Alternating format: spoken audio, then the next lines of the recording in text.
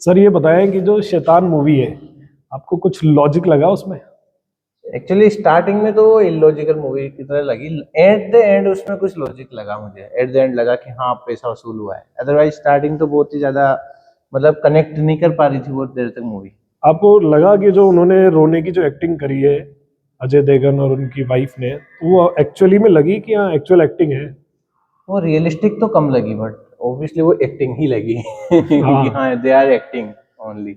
उसमें बस बेबसी बहुत दिखाई गई है, लाचारी दिखाई गई है। वन साइडेड मूवी रही पूरे टाइम। तो एट द एंड ही जाके कुछ हुआ है, अदरवाइज पूरे टाइम वन साइडेड मूवी रही जो उसी की एक्टिंग एक्टिंग को ज्यादातर मैटर इंपॉर्टेंस देती है। तो मूवी देखने के बाद आपको लगा कि R Madhavan as a villain उस मूवी में बिल्कुल फिट हो रहा है?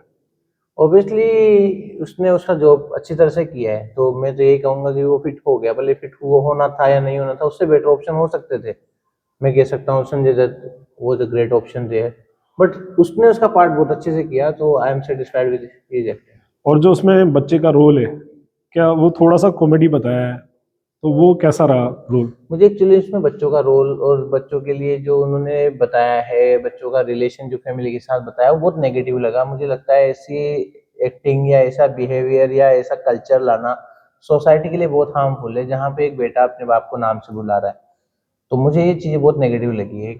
बेटी को इतनी फ्रीडम दे देना, इवन उस मूवी में भी इस चीज़ को मेंशन भी किया गया है उसकी, तो वो बात मुझे उसकी बिल्कुल सही लगी कि ज़्यादा छूट दे रखी, दैट्स नॉट गुड। तो मुझे लगता है इस चीज़ को भी कभी फ्यूचर में ध्यान रखना चाहिए, क्योंकि फैमिली देख सके तो उन पे अच्छा इम्पैक्ट पड़े, ऐसी मूवीज दिखानी चाहिए। अदरवाइज मैसेज वाज गुड कि हमें जो स्ट्रेंजर्स है उनको इस तरह से अवॉइड करना चाहिए, कितनी बाउंडेशंस रखनी चाहिए, उनको ज्वाइन करते टाइम पे उनके बारे में जानना चाहिए, कुछ भी चीज़ें वो अच्छे मैसेजेस हैं। बट जो फैमिली इम्पैक्ट है वो थोड़ा सा मुझे नेगेटिव गया। अच्छा, जैसे वो चाय पी लेते हैं, कुछ खा लेते हैं, जिसकी वजह से वो वशीकरण कर पाता है, तो इस मूवी से क्या सीखने को मिलता है as a parent? As a parent और एज अ इवन सबको एक बात सीख जरूर ले लेनी चाहिए कि किसी के भी कोई भी अगर आपको कुछ खाने पीने के लिए दे रहा है, तो हमें जहाँ तक वो चीज़ को अवॉइड करना चाहिए, जहाँ तक कि हमें सामने वाले पर पूरी तरह से ट्रस्ट ना हो। उसमें देखा नहीं आपने मूवी में कैसे लपक के लड़की वो लड्डू खा गई और उसके बाद ये पूरी मूवी बन गई। तो तो मुझे लगता है इस चीज़ का पूरा ध्यान रखना तो आपको चाहिए। लगता है इज इट पॉसिबल कि बस जरा सा खाया और वशीकरण पूरा हो गया? Is it possible? एक्चुअली इस फील्ड में मेरी नॉलेज ज़्यादा डेप्थ नहीं है, क्योंकि हम साइंटिफिकली इस चीज़ को ज़्यादा कंसिडर करते भी नहीं है। लेकिन लोग कहते हैं कि काला जादू होता है, तो ऑब्वियसली होता होगा, कुछ ना कुछ तो चीज़ें होती है। हाँ, इवन साइंटिफिकली भी कुछ मेडिसिन ऐसी होती है जो आपको किसी भी तरह से सोचने समझने की शक्ति को कम कर देती है, तो वो चीज़ें भी मिला के दी जा सकती है ना। तो इसलिए मैं तो यही कहूँगा कि किसी की दी हुई चीज़ को जहाँ तक बिल्कुल अवॉइड करना चाहिए खाना। हम तो ये कहते हैं बाहर का खाना ही नहीं खाना चाहिए, क्यों? क्योंकि हम वो क्या डाल रहा है हमें नहीं पता। तो उसी तरह से किसी की दी हुई चीज़ को भी अवॉइड करना चाहिए। और वो हर हर मूवीज में ये होता है कि ज्यादा मारा पीट होती है। इस मूवी में अजय देवगन डायरेक्ट उसकी जबान को काट देता है, मुझे इस तो मूवी ये में लॉजिक अजय कितना? देवगन से ज्यादा एक्शन तो उसकी वाइफ का लगा है। वो ज्यादा पावरफुल मुझे दिखे। ये लगा कि वो ज्यादा हाँ। पावरफुल है, उसने जितना अच्छा इम्पैक्ट दिया उड़ उड़ के बिल्कुल आपने कि उसने बोला भी था कि किस तरह से कुंफू असल की हाँ। तरह उन्होंने फाइटिंग दिखाई, वो अच्छा लगा, एफर्ट दिखा। और अच्छा भी है, इतना तो वॉरियर होना भी चाहिए। अगर बच्चों के लिए बात आ जाती तो कितने हर माँ सबसे खतरनाक योद्धा बन जाती है, तो उसने वो चीज को प्रूव भी किया काफी हद तक। बाकी मूवी में जो देखा जाए ना कि वो एक्शन लगा ही नहीं जो होना चाहिए था। उस तरह का एक्शन लगा ही नहीं, रियलिस्टिक एक्शन लगा जैसे नेचुरली मारपीट होती है वैसा ही था।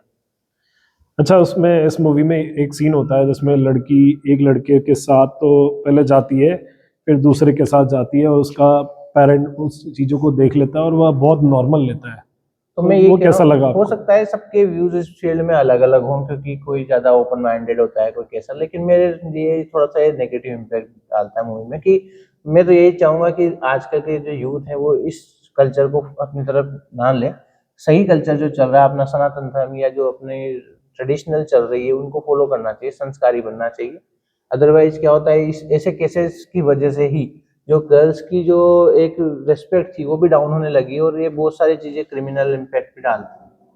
उसमें एक लास्ट में एक डायलॉग आता है कि माँ अपने बच्चों को बचाने के लिए कुछ भी कर सकती है, तो वो कितना मतलब अच्छा लगा आपको?